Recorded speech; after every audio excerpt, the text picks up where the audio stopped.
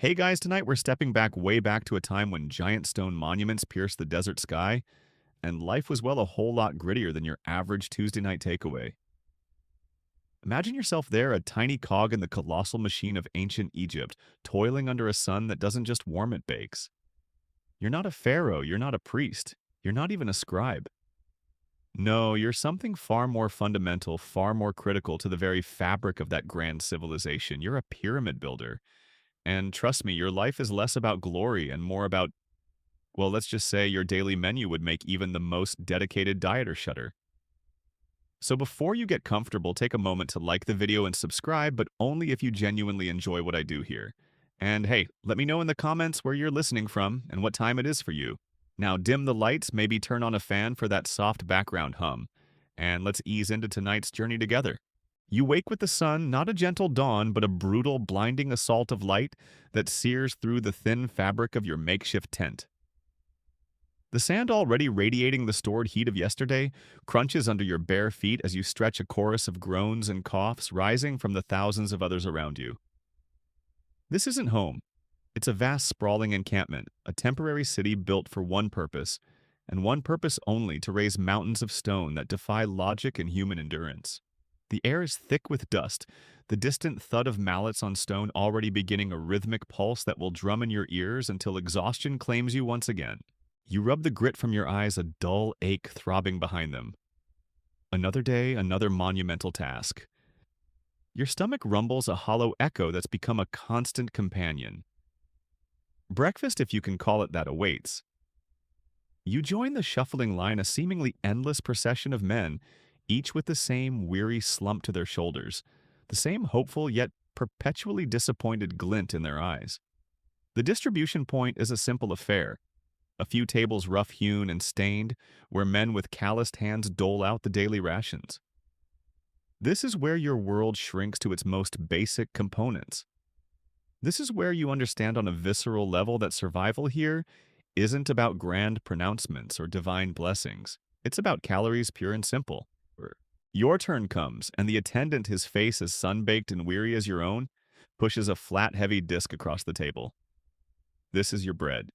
Not the fluffy artisanal stuff you might find in a modern bakery.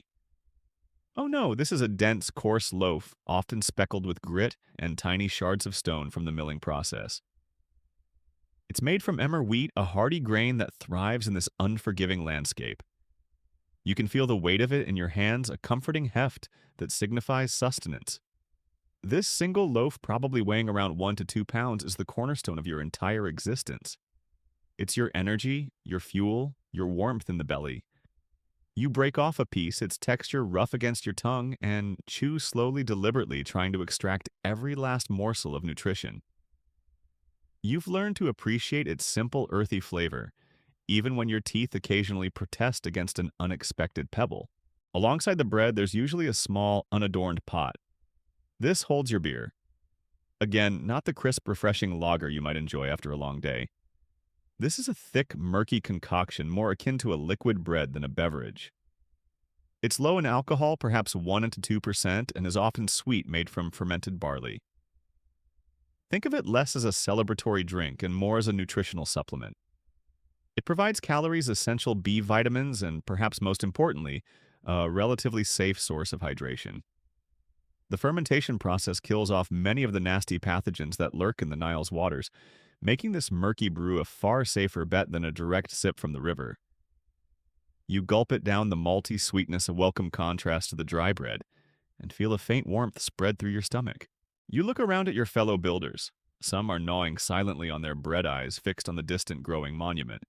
Others are chatting in low tones, their voices raspy from the dust and the relentless sun. You see men of all ages, from grizzled veterans whose bodies are etched with the scars of 1,000 lifting tasks, to younger, eager faces that haven't yet felt the full brunt of this life. They all share one commonality: a diet that is overwhelmingly carbohydrate-based. It's bread, and more bread. Sometimes, if you're lucky, there might be a few onions or some garlic to chew on alongside it, but those are luxuries, not daily guarantees. The sheer monotony of it is soul-crushing. Yet you've grown accustomed to it, your body adapting to the sparse offerings. The work starts almost immediately after this meager breakfast. You join your gang, a unit of 10 men, each assigned a specific task. Today, it's dragging. You're on the ropes, your bare hands already chafing against the rough fibers as you lean into the harness, straining against the colossal weight of a freshly quarried block of limestone. The overseer, a burly man with a whip never far from his hand, barks, orders, his voice echoing in the vast open space. Each step is a struggle, your muscles screaming in protest, the sun beating down relentlessly on your exposed back. You sweat profusely, the salty rivulet stinging your eyes, and you feel the precious calories you just consumed being burned away second by agonizing second. The midday sun is a furnace, the air shimmering above the hot sand.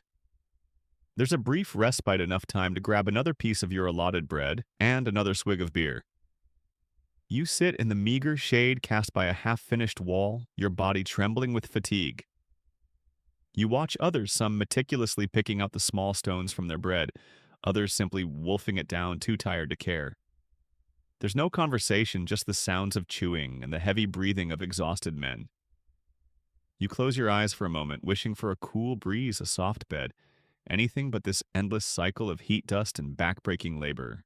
This diet, while basic, is designed to provide the necessary fuel for the immense physical demands placed upon you. Historians still debate the exact caloric intake of a pyramid builder, but estimates generally hover around 4,000 or 5,000 calories per day, almost entirely derived from carbohydrates. It's a remarkable feat of human endurance sustained by a diet that, by modern standards, would be considered incredibly unhealthy and deficient. You crave something more, something fresh, something with flavor that isn't just the bland taste of processed grain. But those cravings are a luxury you cannot afford.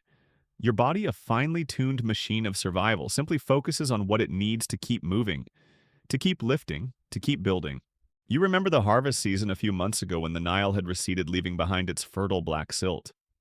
That was a time of relative plenty when the granaries were full and the bread felt a little heavier, a little less likely to have unexpected gritty surprises. But even then, your diet was largely the same. The notion of a varied meal with different meats, fruits, and vegetables is a foreign concept. Your world is bread, and your purpose is the pyramid. You've heard whispers of the overseers getting something more, perhaps a small piece of dried fish, or even on rare occasions a sliver of goat meat. But for you, the common builder, those are just rumors, distant fantasies that have no bearing on your reality. As the sun begins its slow descent, painting the western sky in hues of orange and purple, the work continues, the pace relentless. Your shoulders ache, your back is screaming, and your hands are raw and blistered. You keep going, fueled by the last remnants of your morning's meal and the sheer unyielding will to survive. The pyramid, a monolithic shadow against the setting sun, looms larger with each passing day, a testament not only to the pharaoh's power but to the millions of simple loaves of bread consumed by men just like you. The thought of a future beyond this, beyond the dust and the sun and the endless hauling, is a luxury you rarely allow yourself. You focus on the immediate, the next stone, the next breath, the promise of another meager ration tomorrow. You're a builder, and your very existence is built on bread. You wipe the sweat from your brow, the grit of the desert, a constant companion, clinging to every exposed patch of skin. Your body, a symphony of aches and protesting muscles, demands more, always more. That coarse emmer bread and the murky barley beer are the undisputed kings of your caloric kingdom, the very foundation of your survival. You've become intimately familiar with their textures, their subtle variations in taste, and the way they sit in your gut. A heavy, reassuring lump that wards off the gnawing emptiness for a few precious hours. But let's be honest, even for the most stoic builder, there's a deep, primal craving for something more. Something with actual flavor, something that isn't just a dense block of carbohydrates. You might dream of it during those brief, stolen moments of rest, the succulent flesh of a freshly caught fish, the crisp sweetness of a date, or the earthy richness of a stew. These dreams, however, remain just that, dreams. Your reality is far more grainy. Consider the bread itself. It's not simply baked, it's a craft, albeit a rudimentary one. The emmer wheat is first ground, often using hand mills, a laborious process that incorporates small fragments of the grinding stones into the flour. This is why your teeth, if you could examine them, would likely be worn down, chipped, and scarred. It's a well-known historical fact that ancient Egyptians, even the elite, suffered from significant dental issues due to the abrasive nature of their bread. Then the flour is mixed with water, sometimes a bit of leavening, to make it rise slightly and baked in simple clay ovens. The result is a flat, unleavened, or slightly leavened loaf, hard on the outside and dense within. It's not just food, it's a tool for survival. You use it to scoop up other meager offerings, to wipe your hands, even to clean a dusty surface in a pinch. It is quite literally your daily bread. And then there's the beer. Ah, the beer. Forget craft breweries and chilled steins. This is thick, almost porridge-like, and often consumed warm. It's fermented quickly, not necessarily for a high alcohol content, but for its nutritional value and its relative safety compared to untreated water. The yeast in the beer provides essential B vitamins crucial for energy metabolism, and the fermentation process neutralizes many of the bacteria that would otherwise cause debilitating stomach ailments. It's a lifesaver quite literally. You don't drink it for pleasure, you drink it to stay alive. The slight buzz it provides is an added, if fleeting bonus, a brief respite from the relentless physical grind. You know, it's a funny thought, but if you were transported back here from your cushy modern life, your body would probably stage a full-blown revolt. No highly processed snacks, no sugary drinks, no endless variety. Just bread and beer day in and day out. You'd probably be craving a crisp green salad or a juicy steak within hours. But here on the dusty plains surrounding the nascent pyramid, you've adapted. Your digestive system has become a marvel of efficiency, extracting every last calorie from those simple grains. But what about protein? Your muscles constantly engaged in hauling, pushing, and lifting crave it. And this is where the diet of a pyramid builder reveals its stark limitations. The Nile, while bountiful in some respects, offered a surprisingly limited and inconsistent supply of protein for the common laborer. Fish, primarily tilapia, and catfish were available, especially after the annual inundation, when the floodwaters receded and left them stranded in temporary pools. You might occasionally get a small dried piece of fish, tough and salty, a rare treat that you savor, chewing it meticulously to extract every last bit of flavor and sustenance. It's a moment of pure, unadulterated pleasure, fleeting as it may be. Meat. That's a luxury almost entirely out of your reach. Cattle, sheep, goats. These animals were primarily raised for the elite, for sacrifices to the gods or for special occasions. If you were truly lucky, you might get a tiny sliver of dried or salted meat, perhaps from an animal that died naturally or was too old to be useful for anything else. This would be cause for celebration, a rare surge of high-quality protein that your body would greedily absorb. More often, any animal protein you consumed would come in the form of small game or fowl, perhaps a pigeon or a quail, if you or someone in your gang managed to snare one in a clever trap. Even then, it would be shared among many, a mere taste rather than a substantial meal. You're constantly hungry, a dull ache in your stomach that never truly disappears. The bread fills you, but it doesn't satisfy. You look at the distant fields green with the promise of the next harvest and wonder when you'll taste something fresh again. Perhaps a melon if the season is right and you're assigned to a task near the agricultural areas. Perhaps a handful of dates, sweet and sticky, a burst of concentrated energy. But these are fleeting possibilities, not regular occurrences. The overseers you've noticed seem to fare slightly better. You've seen them with small bowls of something that smells vaguely of stew, and sometimes they even have small, plump gourds that they sip, from probably containing a more refined version of the beer, or perhaps even milk. They don't lift stones with their bare hands. They direct, they supervise, they enforce. Their caloric needs might be lower, but their access to variety is undeniably greater. It's a silent, accepted hierarchy reinforced by the very food on your plate, or rather, in your hands. The sun climbs higher, beating down with an intensity that seems to drain the very will from your bones. You take another swig of beer, its cloudy warmth a brief comfort. You notice the dust motes dancing in the shafts of light, tiny specks of the very earth. You are shaping the earth that also shapes you. You are part of this landscape, a living extension of the stone and sand, sustained by the most basic of provisions. Your endurance is not just a testament to your physical strength, but to your body's incredible ability to thrive, or at least survive on such a monotonous diet. You think about the small circular mud brick ovens in the workers' camp, constantly tended by a dedicated team. That's where your daily sustenance is forged. The process is simple, ancient, and endlessly repeated. It's an assembly line of survival transforming raw grain into the fuel that powers this monumental undertaking. You sometimes wonder how many loaves of bread, how many gallons of beer will have been consumed by the time the capstone is finally placed on the pyramid. The number would be astronomical, a silent testament to the thousands upon thousands of lives dedicated to this singular purpose. As the day wears on, the fatigue deepens. Your movements become more sluggish, your thoughts a little hazier.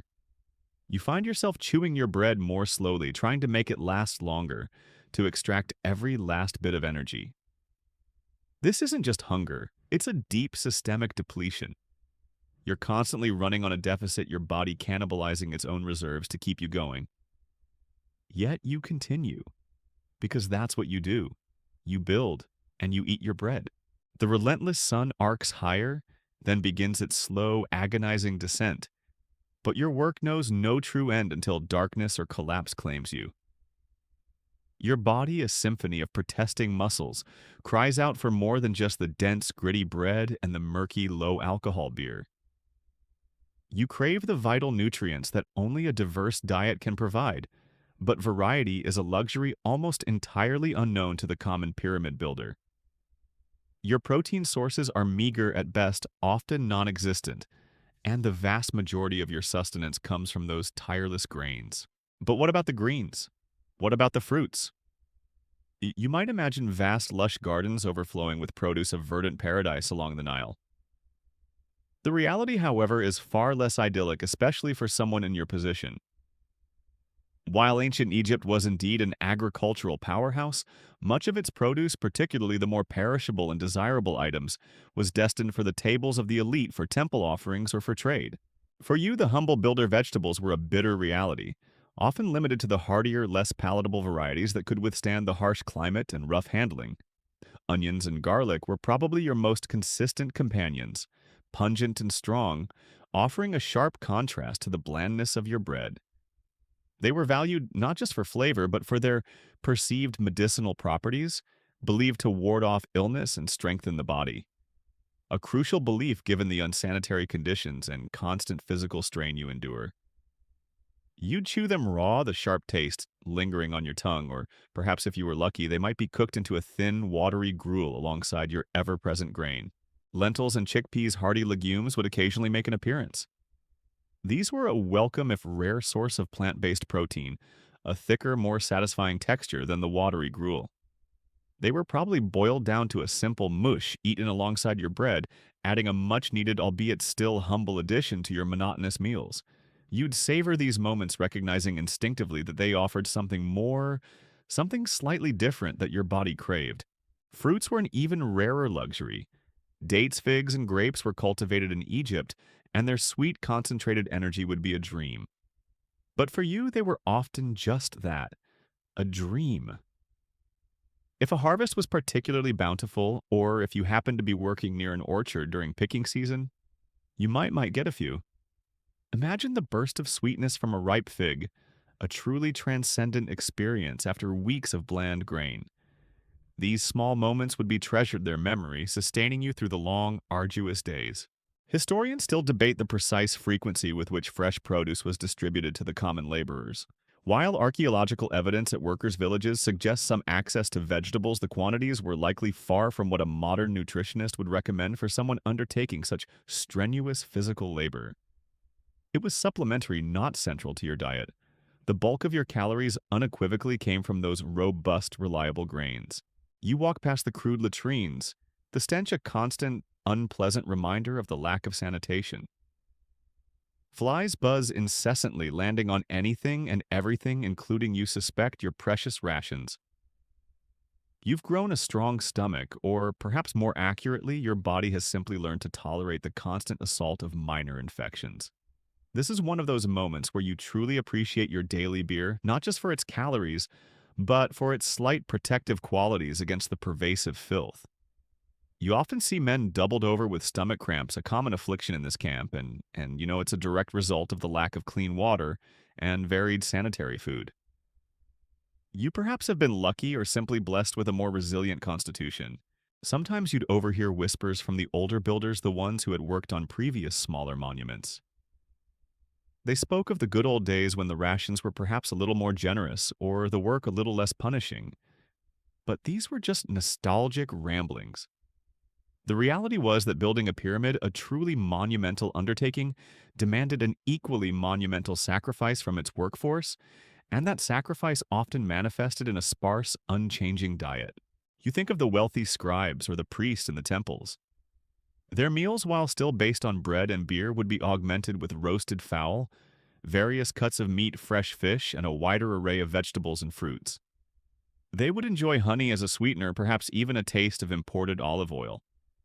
The disparity is stark, a constant unspoken reminder of your place in the rigid hierarchy of Egyptian society. Your labor builds their monuments, and their abundance is built in part on your privation. As the sun dips below the horizon, painting the vast desert in hues of fiery red and deep purple, the whistle blows, signaling the end of the workday. You drop your tools, your muscles screaming in relief, and join the shuffling procession back to the camp. The evening meal awaits another piece of that same dense bread, another measure of the familiar beer. You eat it slowly, deliberately savoring each mouthful, not for its flavor, but for its promise of another day's survival. You reflect on the sheer scale of the operation. Thousands of men consuming thousands of loaves of bread, day in and day out. It's a logistical marvel ensuring that this vast workforce is adequately, if minimally, sustained. But adequacy here is defined by survival, not by comfort or nourishment beyond the bare essentials. You are a human machine fueled by the most basic of carbohydrates, pushing the limits of endurance under the unforgiving Egyptian sky. And as you drift off to sleep, the images of endless sand, towering stone, and the taste of coarse bread are the last impressions on your weary mind. The distant stars, once brilliant pinpricks in the vast desert sky, begin to fade, swallowed by the creeping dawn. You stir your body, protesting every movement, a symphony of aches and stiffness, the constant soundtrack to your life. Another day, another colossal stone to move, another ration of bread and beer to sustain you. You've settled into this rhythm, a monotonous cycle of labor and meager sustenance, but even within this grinding routine, there are subtle shifts, periods of slight abundance, followed by stretches of almost unbearable scarcity. This, you've learned, is the ebb and flow of the ancient Egyptian calendar, dictated by the mighty Nile's seasonal scarcity and feasts, or more accurately, feasts in the context of a pyramid builder's life. For most of the year, your diet is relentlessly consistent, that familiar gritty emmer bread and the cloudy barley beer. It's what you rely on, what keeps you upright and moving under the brutal sun. But there are brief, precious windows of time when the granaries full from a successful harvest might yield a slightly larger portion of bread, or the beer might feel a touch more potent. This typically follows the Akat, the season of inundation, when the Nile floods its banks, depositing fertile silt across the fields. Once the waters recede and the crops are sown and harvested during Pare, the growing season, the bounty, though primarily destined for the elite, and the state's coffers, sometimes trickles down to the workforce in the form of marginally improved rations. You remember the feeling perhaps just a few weeks ago when your daily loaf felt a bit heavier, perhaps less riddled with the telltale grit of hurried milling, or when the communal pot of beer seemed to flow a little more freely. These weren't grand banquets by any stretch of the imagination. There were no roasted meats, no piles of sweet fruits. But in your world of constant privation, even a small increase in your staple ration felt like a minor feast, a momentary lifting of the ever-present hunger. You'd work with a renewed, albeit fleeting burst of energy, your body appreciating the slight surplus. Then there's the season of Shemu, the harvest season when the crops are gathered. This is a time of intense labor for the agricultural workers, but for you, the pyramid builder, it means the promise of replenished supplies. The very grains you eat are being gathered from the fields, reinforcing the direct link between the fertile land and your grueling work. You might hear news from the village's whispers of good harvests, and a quiet sense of relief would ripple through the camp. A good harvest meant continued sustenance, meant the project could continue, meant you would continue. But the flip side of these brief periods of relative adequacy is the harsh reality of scarcity. When the Nile's inundation was poor or when pests ravaged the fields, the rations would dwindle. You'd feel it immediately. The bread would shrink, becoming smaller, harder, even more full of grit. The beer might be thinner, more watery, its precious calories reduced. This is when the hunger gnaws with a sharper edge, when your body feels like an empty vessel, when every lift of a stone becomes an excruciating act of will. Historians still debate the extent of famine-related mortality among the common populace in ancient Egypt, but it's clear that periods of poor harvest directly impacted the diet and well-being of the working class. You've seen men grow gaunt, their eyes hollow, their movements slow and listless. The work already punishing becomes almost unbearable. Sometimes, if the scarcity was severe enough, you might even see the occasional collapse a man, simply falling where he stood, his body having given up the fight. These were chilling reminders of the thin line you walked between survival and starvation. During these lean times, every crumb was precious. You'd meticulously scrape the last remnants of flour from your bowl, even pick up stray grains that fell to the sand despite the dust. Waste was unthinkable. You'd swap stories, hushed whispers of what little extra someone managed to find. A dropped date, a hidden onion, a piece of something foraged from the sparse desert scrub. These were desperate measures driven by a primal need for sustenance. It's a bizarre existence, really living on the edge of caloric sufficiency. Your very survival tied to the unpredictable rhythms of a distant river and the fortunes of the harvest. You, the human engine of monumental construction, are entirely at the mercy of agricultural yields and the state's distribution policies. There's no personal larder to fall back on, no hidden cache of food. Your next meal is entirely dependent on the system, a system that prioritizes the grand vision of the pharaoh above the comfort or even the basic well-being of its laborers. You recall one particularly grim period, perhaps a year or two ago, when the Nile's flood had been meager. The granaries were low and the bread rations had been cut significantly. The overseers, usually harsh, were even more so, their own anxieties about dwindling supplies making them quick to anger. You remember the hollow ache in your stomach, the constant dizziness and the feeling of your muscles wasting away. It was a time when dreams of food, any food, dominated your sleeping and waking hours. You learned to conserve energy, to move only when absolutely necessary, to gauge every movement by the calories it would cost. It was a harsh lesson in the fragility of life, even in a seemingly prosperous civilization. Now, as the sun dips lower, casting long, stark shadows across the dusty landscape, you prepare for the evening meal. It will be the same as always: bread and beer. But for a brief moment, you allow yourself to imagine a time when the harvests are good, when the granaries are overflowing, and when just perhaps your daily portion might be a little bit more, a little bit larger, a little bit closer to what your weary body truly craves. It's a small hope, a simple dream, but it's enough to carry you through another night and towards another relentless day under the desert sun. As the last vestiges of twilight fade, giving way to the inky blackness punctuated by a billion distant stars, you chew your evening bread, the familiar taste a dull comfort. Your body, a husk of its former self, aches with the day's exertions. Yet even in your exhausted state, you can't help but notice the subtle differences, the unspoken hierarchy that permeates every aspect of camp life, including the most fundamental food. While you subsist on the bare minimum, you occasionally catch a glimpse of the overseer's table, a stark contrast that highlights the vast chasm between your existence and theirs. You see them, the overseers, sitting apart from the main body of laborers, usually near the central administrative tents. They aren't feasting like pharaohs, certainly not, but their meals are undeniably more varied, more palatable. Your diet is bread and beer, day in and day out. Theirs, while still heavily reliant on these staples, includes additions that you only dream of. You might occasionally catch the faint scent of something cooking, something richer than boiled grains. That aroma, fleeting as it is, speaks of stew. Not a thick, hearty stew overflowing with meat and vegetables, but a thin broth, perhaps with a few pieces of boiled meat or fish. You've seen them, the lumps of dried fish being brought to the overseer's area. Tough, salty, but undeniably protein. Sometimes you even glimpse small, dark pieces of dried meat, a rare luxury that would make your mouth water.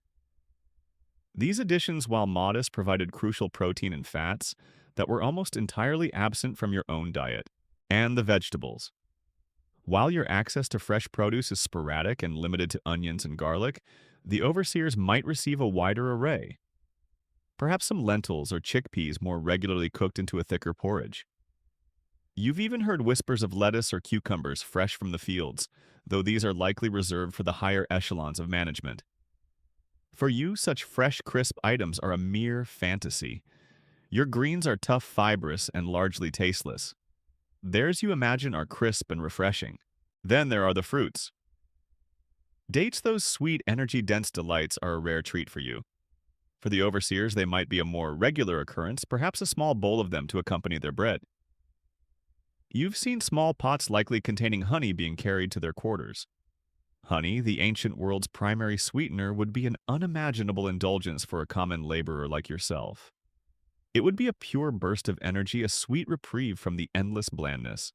A unique detail that often goes unnoticed in discussions of ancient Egyptian diets is the use of fats.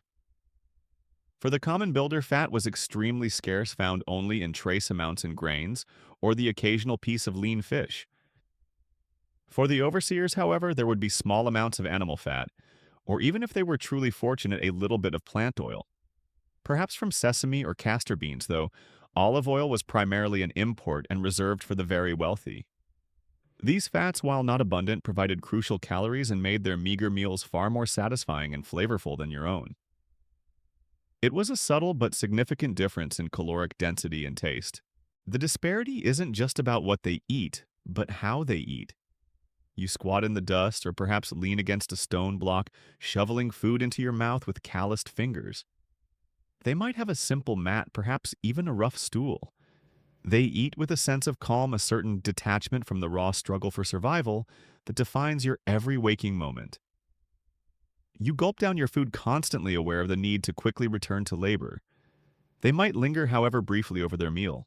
Historians still debate the specific rations provided to different tiers of workers, but archaeological findings at workers' villages like those at Giza indicate clear distinctions. While the fundamental elements, bread and beer, were universal, the quality, quantity, and supplementary items varied significantly based on one's position in the hierarchy. The overseers, as the immediate supervisors and enforcers of the pharaoh's will, were granted slightly better provisions to maintain their health authority and perhaps their loyalty. You don't begrudge them their slightly better fare. It's simply the way things are. They wield the whip, they assign the tasks. They hold the power of life and death, metaphorically speaking, over your working day. Their slightly more varied diet is simply another perk of their position, another layer in the intricate social structure that holds this colossal undertaking together. It's a pragmatic necessity, ensuring that those in charge have the energy and focus to direct the vast workforce. As you drift off to sleep, the images of the pyramid looming in the moonlight are intertwined with the fleeting scent of a stew. You almost tasted the imagined sweetness of a date. These small, unobtainable luxuries become part of your dreams, a silent reminder of what lies just beyond your reach, powered by the same sun but sustained by a slightly different, slightly more forgiving diet. You are the foundation, and their slightly richer fare is built upon your endless, bread-fueled labor.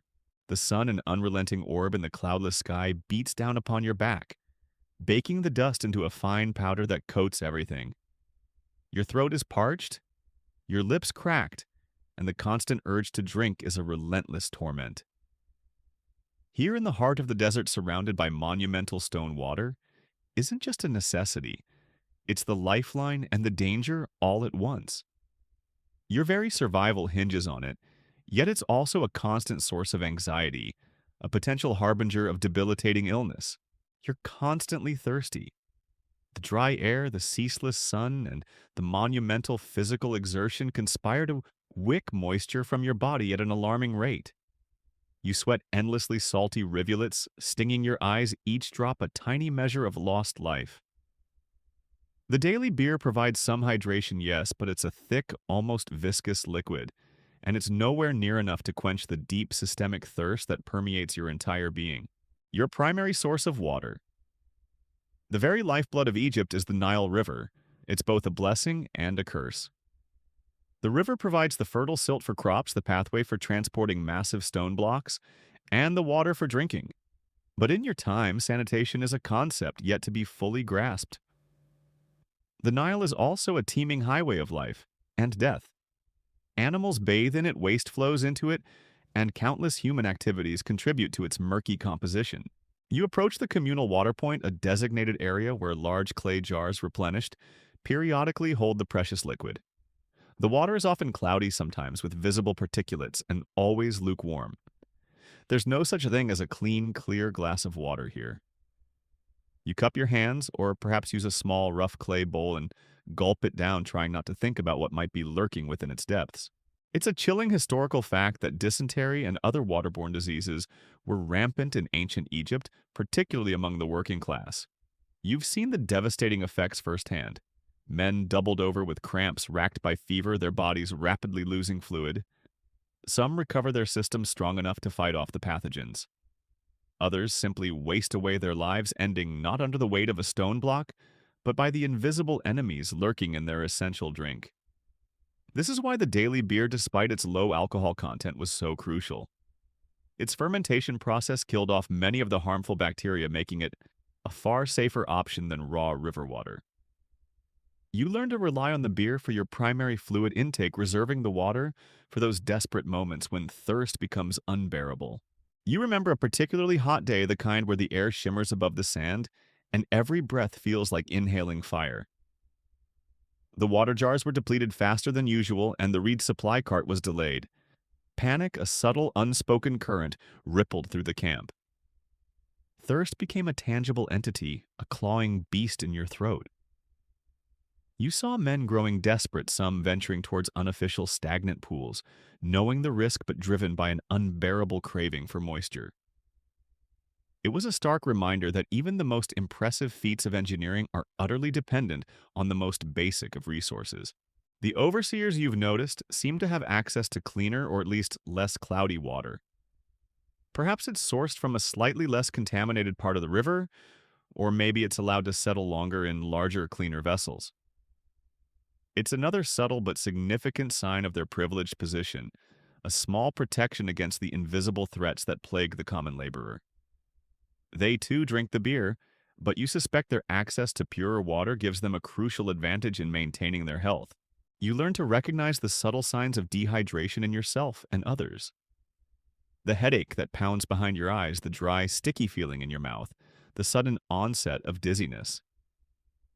You learn to ration your sips, making each drop count, trying to prolong the feeling of slight relief. It's a constant mental battle, balancing the need for hydration with the fear of illness. Historians still debate the specific methods ancient Egyptians used to purify water for drinking beyond simple settling. While evidence of rudimentary filtration exists for some purposes, widespread effective water purification as we understand it today was not common practice. For the average person, it was a gamble every time you drank from the Nile. As the day winds down and the sun bleeds across the western horizon, painting the sky in fiery oranges and purples, you anticipate the evening water ration. It will be the same murky liquid, but it will be there. You take a long, slow drink, feeling the cool liquid soothe your parched throat, a small, precious victory against the relentless forces of the desert. You are a pyramid builder, your body a testament to endurance sustained by the very river that both gives and takes life.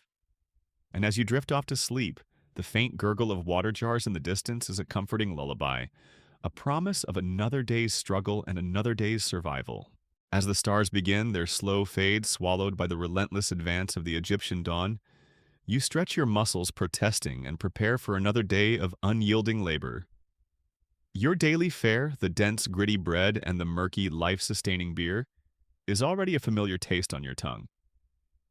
But even in this monotonous existence, there are subtle attempts to add flavor to ward off illness, or to simply make the meager provisions a little more palatable. You see it in the occasional addition of herb spices and rudimentary remedies, simple attempts to both improve taste and maintain health in a harsh, unsanitary world. For you, the common builder's spices, in the modern sense, are almost non-existent. You won't find exotic imports like cinnamon or pepper on your plate. Instead, your flavor enhancers are far more humble, often sourced from the immediate environment or from cultivated plots along the Nile. Garlic and onions are your most consistent companions. Their pungent aroma and sharp taste a welcome contrast to the blandness of emmer bread. You might chew them raw, the strong flavor temporarily masking the persistent hunger. Or they might be coarsely chopped and added to a thin gruel if such a luxury is afforded. These aren't just for taste. They're believed to possess medicinal properties to ward off evil spirits and to strengthen the body against illness. A belief that in the absence of scientific understanding offers a crucial sense of control. You might also encounter coriander seeds, perhaps ground and sprinkled over your bread, or mixed into your beer. Its slightly citrusy, earthy flavor is a rare delight, a fleeting moment of sensory pleasure. Similarly, cumin might be used, though less commonly, for the everyday worker. These aren't used in abundance, mind you. Every seed is precious, a small treasure to be savored. They represent a basic, almost instinctive human need to make food enjoyable even when survival is the paramount concern. Beyond direct culinary use, many plants serve a dual purpose as remedies. The Egyptians, despite their lack of modern medical knowledge, had a sophisticated understanding of herbal medicine. You've seen the camp healers, often older, more experienced individuals, tending to the sick and injured using remedies passed down through generations. They might use a poultice of crushed fenugreek seeds for muscle aches, a common affliction given your daily routine. For digestive complaints, a ubiquitous problem given the unhygienic conditions, they might recommend infusions of mint or anise.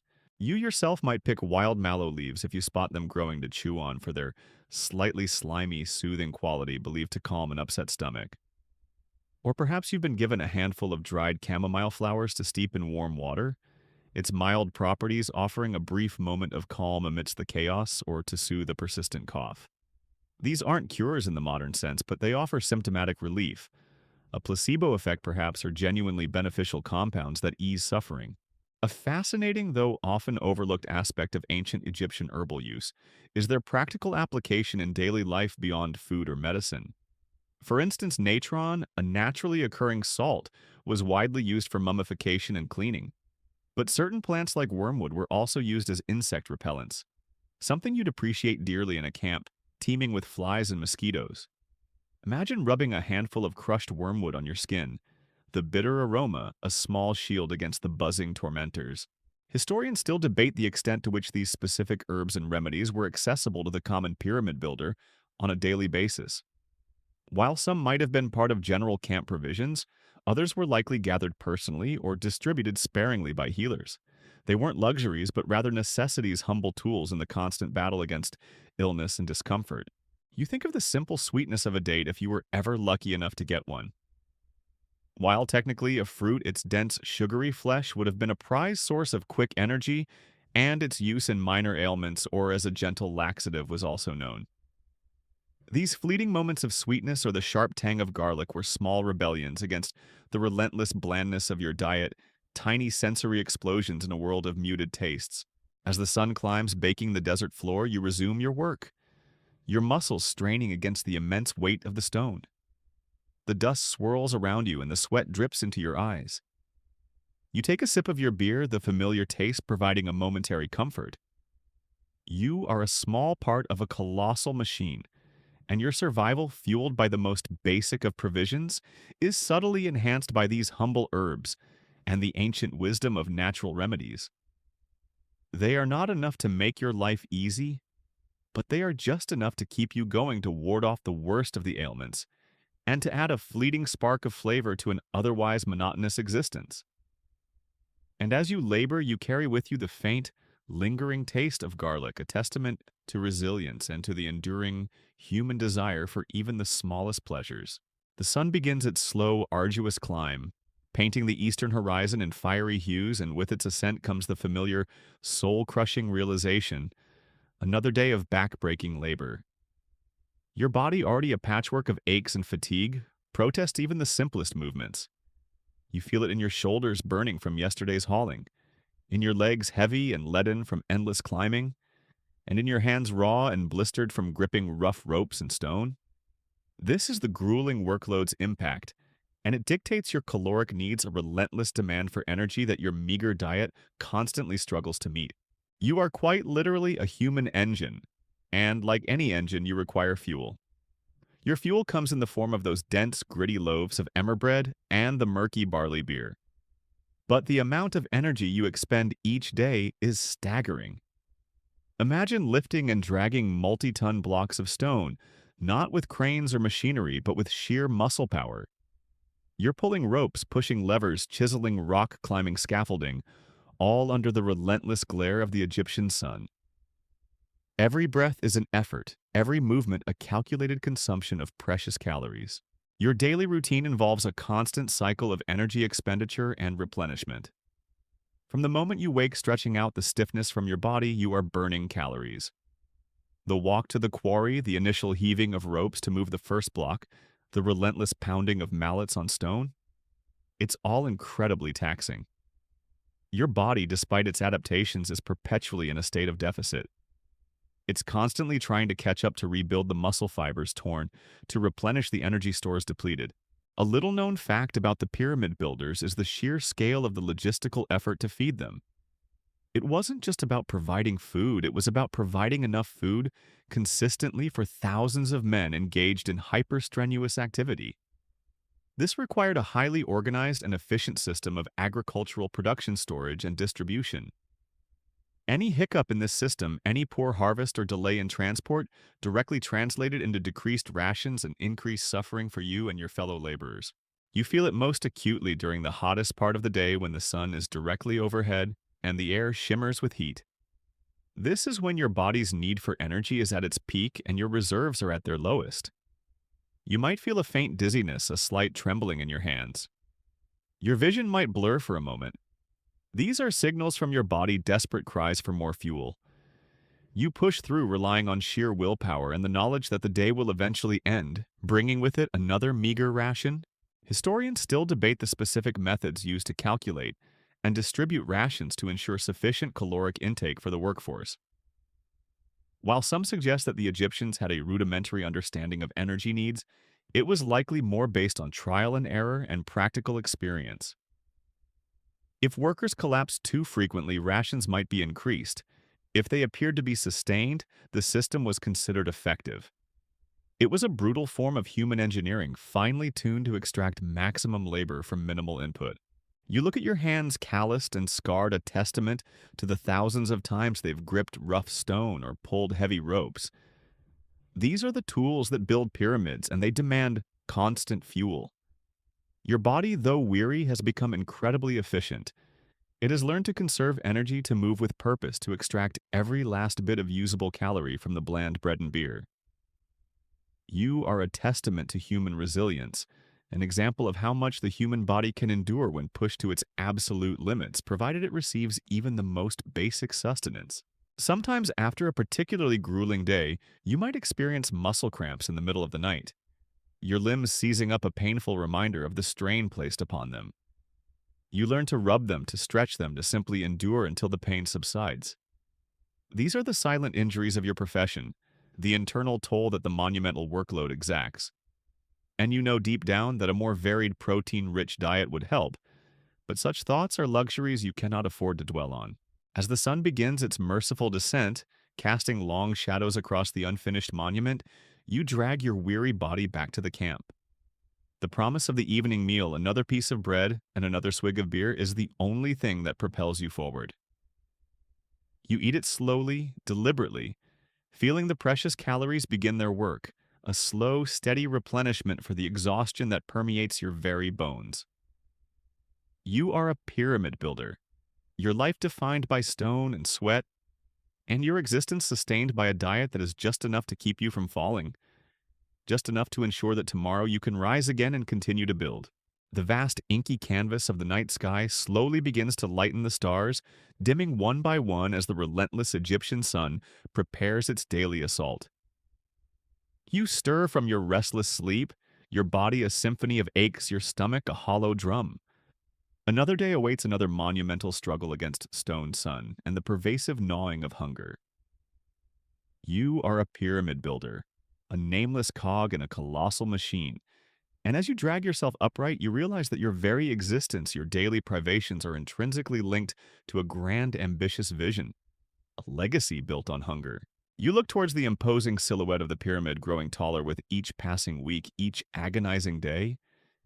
It's a monument to the pharaoh's power, his connection to the gods, his eternal life.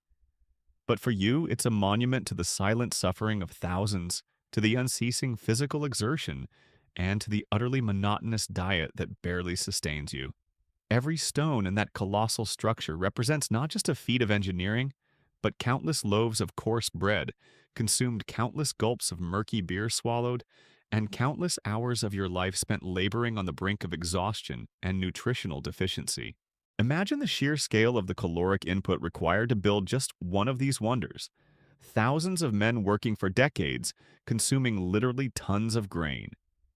The granaries constantly replenished by the fertile lands of the Nile were the true backbone of this empire. Without the ability to reliably produce and store vast quantities of emmer wheat and barley, these monumental projects would have been utterly impossible. You are a living testament to the efficiency and the ruthlessness of this ancient food supply chain. You feel the constant low-level hunger that is your default state. It's not the sharp, acute pain of starvation, but a dull, pervasive emptiness, a reminder that your body is always operating on the edge. You've learned to ignore it, to push it to the background, to focus on the task at hand. But it's always there, a subtle protest from your cells, your muscles, your very being for more nourishment, more variety, more energy. A unique insight into the diet of ancient Egyptian workers comes from the analysis of skeletal remains. Archaeologists have found evidence of stress markers on bones, indicating the physical strain of their labor, and also signs of nutritional deficiencies. While scurvy or rickets, for example, might not be immediately fatal, their chronic presence would have significantly impacted your strength endurance and overall well-being, making an already brutal existence even harder. Historians still debate the average lifespan of a pyramid builder, but it's clear that the combination of intense labor, harsh conditions, and a monotonous diet likely contributed to a shorter, harder life than that of the elite. You remember the faces of your comrades. Some are strong, resilient, seemingly able to endure anything. Others are thinner, more prone to illness, their energy flagging more quickly. You all share the same diet, the same conditions, but your individual responses vary. It's a harsh natural selection where only the strongest, those most adapted to this meager fare and brutal work, truly thrive. The overseers with their slightly better rations and less physically demanding roles stand in stark contrast. They are the beneficiaries of your labor sustained by a slightly more varied diet that allows them to maintain their authority. The difference might seem small, a few extra bits of fish, a handful of dates, but over years these small advantages accumulate, leading to a significant disparity in health and longevity. Their legacy, the perpetuation of the pharaoh's power, is built directly upon your hunger and your sweat. As the day progresses, the sun climbs higher, and the dust swirls around you thick and choking. You bite into your bread, its familiar taste a constant reminder of your reality. You are building something magnificent, something that will last for millennia, something that will tell future generations tales of powerful pharaohs and ingenious engineers. But it will not tell the story of your empty stomach, your aching muscles, or the pervasive weariness that is your constant companion. The legacy of the pyramids is one of grandeur and mystery, but for you, the builder, it is a legacy forged in privation. It is a testament to the human capacity for endurance, to the ability to push the body beyond its limits, all in the service of a vision that is not your own. You are a silent, unacknowledged hero. Your contribution measured not in words or monuments, but in the countless calories you burned, the endless hours you toiled, and the quiet suffering you endured.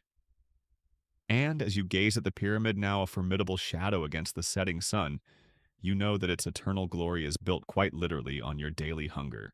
The final sliver of the sun dips below the western horizon, painting the vast desert sky in a last fiery gasp of orange and purple. You drop your tools, the familiar clatter echoing in the twilight, and feel the exhaustion settle deep into your bones. Another day of unimaginable labor is complete. Your body, a testament to raw endurance, is bruised, aching, and perpetually hungry. As you make your way back to the camp, The colossal silhouette of the pyramid looms against the fading light, a silent, unyielding witness to the countless lives that have poured their very essence into its construction. This, you realize with a quiet resignation, is a legacy built on hunger. For countless generations, your ancestors and now, you have been part of this grand, relentless cycle. From the earliest mud brick mastabas to these towering stone mountains, the fundamental truth has remained. These monumental wonders are not built by magic, nor by the divine will of the pharaoh alone. They are built by human hands, by aching backs, and by bodies fueled on the most basic, often insufficient of diets. Every single block, every precisely cut edge, every polished surface holds within it the silent, unspoken story of your daily bread, your murky beer, and your pervasive, unyielding hunger. You recall the simple, undeniable fact your life revolves around grains. Emmer wheat and barley.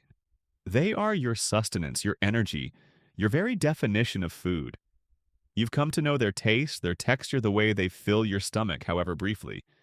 And you've come to understand the harsh truth that accompanies them, the persistent lack of everything else. The almost non-existent protein, the sporadic and often unappetizing vegetables, the rare, almost mythical taste of fruit.